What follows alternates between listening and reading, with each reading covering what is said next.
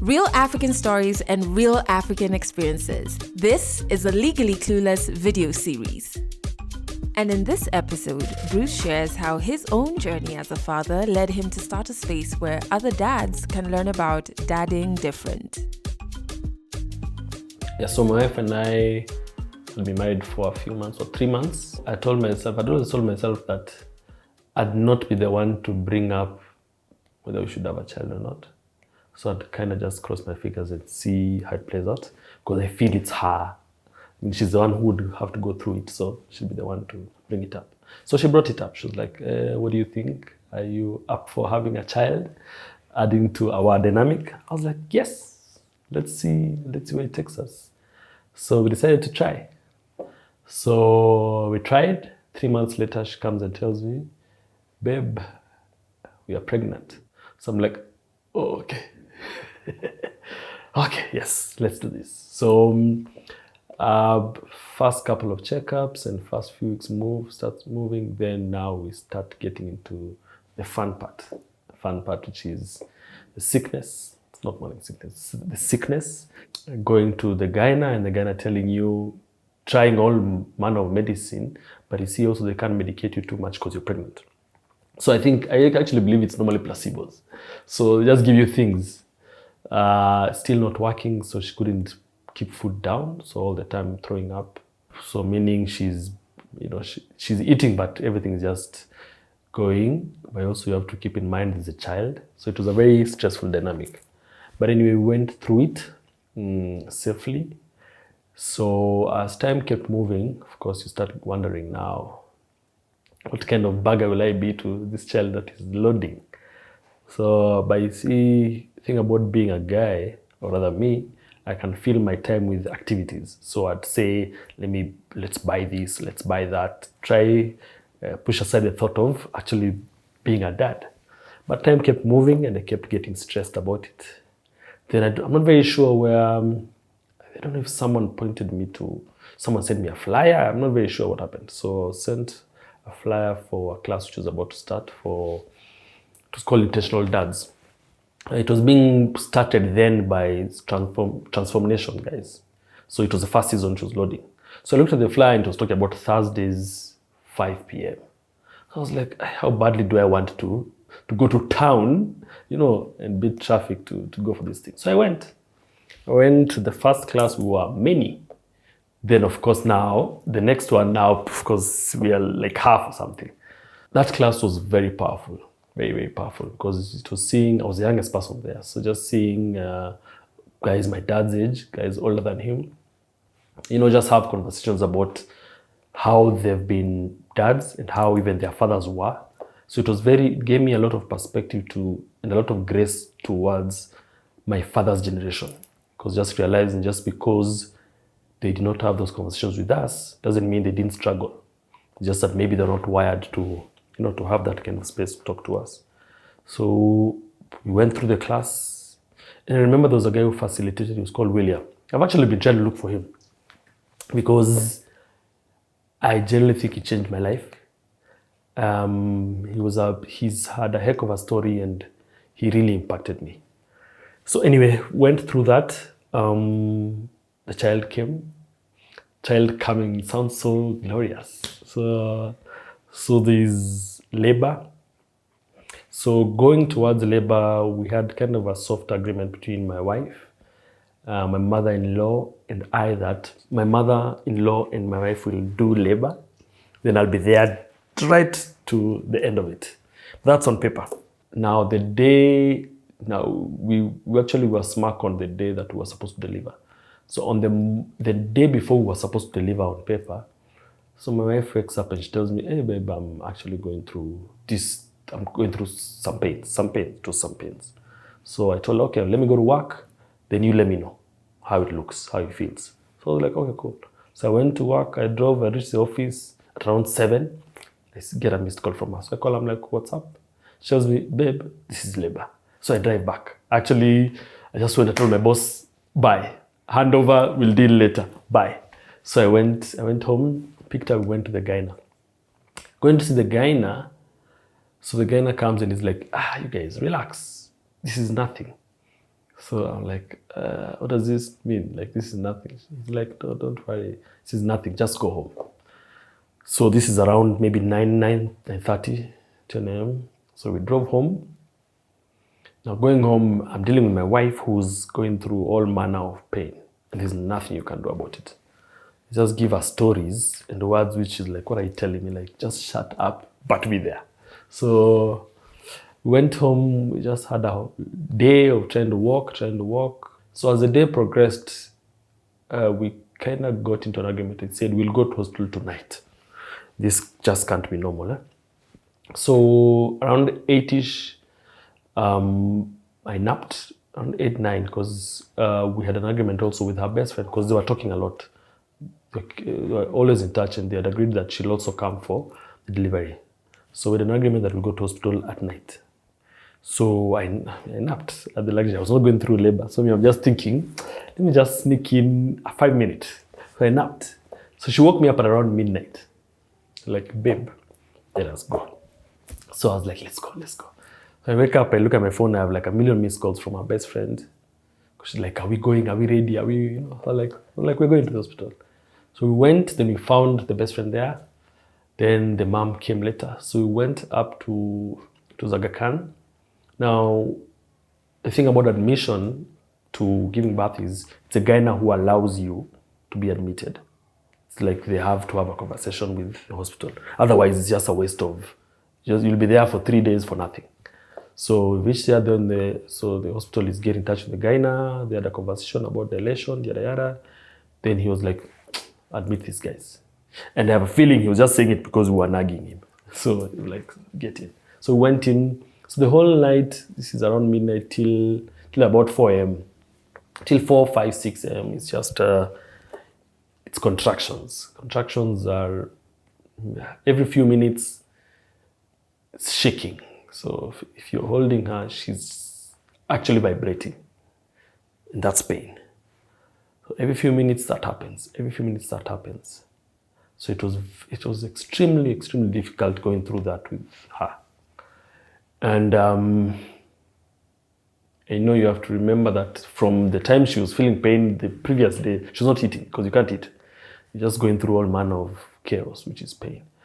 So we went through all that. Then now fast forward into the day, around midday, because it was 36 hours of labor. Then around midday, so it's go time. I'm in the delivery room with her, because I was supposed to hand over. So delivery room with her, but I quote unquote overstayed, because there's no warning. So just, yeah, the nurses are like, guys, it's time. I'm like, oh my God. So I remember seeing what I saw and looking at my wife, and I was very sure this is not childbirth, this is death that I'm witnessing, So I turned to my wife and I'm like, because now I want to run, because she's telling me, go and get my mom. Because you realize she actually relapsed into a child. So she's like, go and get my mom. So I'm like, okay, babe, I love you. She looked at me, she's like, go and get my mom. So that's when I think at that point I realized, I've just met this babe a few years ago. Her tie to me is very slim. There is her mother who she wants. So I was like, okay. So I'm living there. I'm like, I'm so sad. This is the last time I'm seeing my wife. She didn't love me. But she's like, I don't know where she got the energy from, because she just said, babe, I love you too. So I walked out. And the walk from there till where our room was, which was probably like 20 meters, was a long walk, because I had to compose myself. I am sure I cried, but I had to compose myself and be like, okay, you go into the room. In the room, my mom was there, my mother-in-law was there, and my sister and my best friend.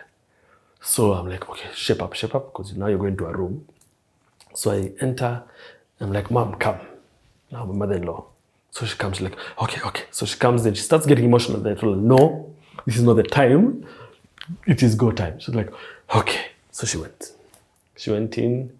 So you can imagine that gap between leaving my wife and now being a participant outside, not being out. And I've left her dying in my head.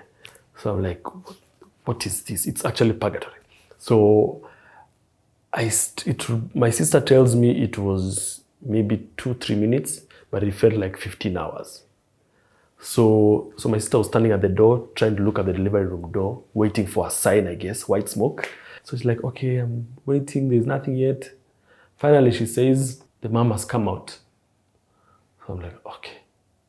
She's like, so she's looking at her face like, I see, is that a smile I see? And you see, you have to realize a smile means mother and child are fine, and a frown means whatever you can imagine, So she's like, is that a frown? Is that a smile I see? Anyway, so she says, it's a smile. Yeah. So she came, my mother-in-law came, then she said, we are good, let's go in. So I don't even remember. Maybe I flew into the room, and so I walked in and they were cleaning up, and my daughter was out and my wife was there looking finished but smiling. So next thing I remember, my wife tells me, babe, you're holding Zayana. I didn't even know that I'd picked her up. I had never held a child that small in my life. I always used to avoid children. I always used to think they are breakable. So she tells me, you're holding her. So I look and I'm like, Jesus. Anyway, so yeah, we spent about 2 days in hospital. Then the day we were being discharged, my mom said, okay guys, I'll drop you guys, meaning Bruce will drive with my wife and my daughter, then she'll drive behind us. I'm like, cool. So she delivered us to our house, prayed for us. I said, okay guys, it's been nice, good experience, praying for you. Goodbye. You left there with a child a dot. It's like yay small, wondering what the heck, how is this person supposed to survive? But we survived anyway. Those fears, we dealt with it, and we hacked. My daughter is alive, so we must have done something right. But now, as months kept moving on, kept getting very anxious, wondering, how am I doing? Rather, I knew there was something missing. I didn't feel like I was doing right. And I didn't know who to ask, what to do. So that's when I started trying to look into my friends who had kids before. But I didn't even know what to ask. I didn't know how to bring it up because they also looked very well put together. And my dad is my best friend, but I didn't even know how to ask him. Like, I didn't know what questions to pose. As time has moved, I've realized, and he's affirmed that he's not changed. He's just the same best friend I've had. But I think also because being brought up is not just my parents. There's society, there's schooling, there's everything you've seen. I don't think we are wired to think we'd need help, even what questions to ask. So I was probably struggling with all of that. So I didn't really ask him questions. In hindsight, I didn't ask him questions. So one day I just woke up, I was like, you know what? If this keeps on going, something wrong will happen.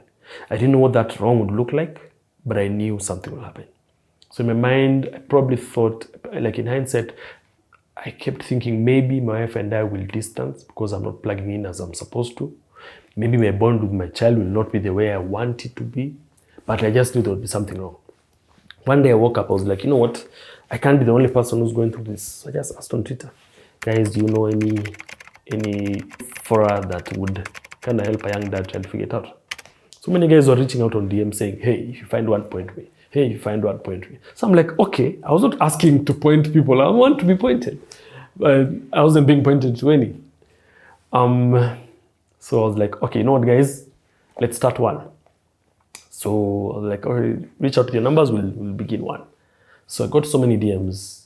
Also, guys are DM. They won't say it. They won't say it. So DMs.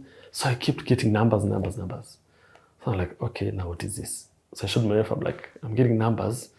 And guys, it's numbers with a story. You know what I mean? So it's numbers. My name is Bruce. This is my dynamic. My child is X number of years. I'm struggling with this, that, and that. So I'm like, hey, this is not what I thought would happen. Like, I thought I'd be added to somewhere where I'd be the one saying that. So, but anyway, I was like, okay, fine. So I was like, at least it affirms that I'm not alone. I was like, fine, I'll start a group. So at night, I told myself, tomorrow, I'll start a group. So I started adding numbers to the group, which I was creating.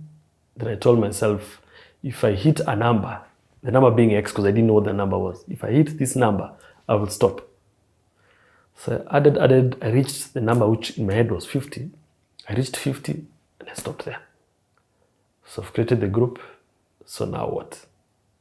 So I imagine even these guys are expecting something. In my head, I'm like, don't expect anything from me. I don't know. So anyway, I started the group. So I just started having conversations there, just sparring, trying to trigger things with just day-to-day things. And it's worked very well so far. Because I try also make it as light as possible, because women, the way we're wired, we're not very comfortable raising our hands to say we need help. So by the time I've raised my hand, I've gone through a lot of backroom chaos. So if I'm reminded that I've sought help, it can take me back to my cocoon. So I try and make it very light space to just have conversations. And I also found a way of supplementing, because the WhatsApp group is the core of Dadding Different. So I started Dadding Different, sure. Yeah, so Dadding Different is what it's called. And Different is a space for young dads to just exchange notes and share experiences on their journeys around dadding. So there's a core group, which is a WhatsApp, which is now the child. But from it, I call it the child because what is that phrase? A child is a father to the man, or something like that. What that child gave birth to is my IG page, which I use to just ask questions and just trigger conversations. I found the two have a different feel, so to speak, and I get different engagement on both. And that works well. So there's a WhatsApp, there's the Instagram, which I also use for conversations around dadding journeys. It's normally, they get very intense. So sometimes it's day-to-day things like my son did this, my daughter did that. So which are day-to-day activity things, which someone else will tell you this is what happened to me too, and this is what we did. But sometimes it gets kind of philosophical, because you'd find based on day-to-day happenings and realities, for instance, abuse, for instance, death. Now we get into such discussions, because as the way we are wired, I can't really relate to the death of my child until I have a child. You know what I mean?